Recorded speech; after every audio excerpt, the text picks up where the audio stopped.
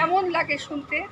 আমরা এখন ভাবতেই পারি না যে ভোটাধিকারের দাবি জানাতে হয়েছিল। হ্যাঁ, এমনই ছিল একটা দিন যেখানে মেয়েদের মানুষ বলে মনে করা হতো না, ভোটার বলে মনে করা হতো না। সেই ভোটাধিকারের দাবি নিয়ে তারা রাস্তায় নেমেছিলেন। নিউ ইয়র্ক শহরে প্রায় 15,000 মতো মহিলাদের জমায়েত হয়েছিল।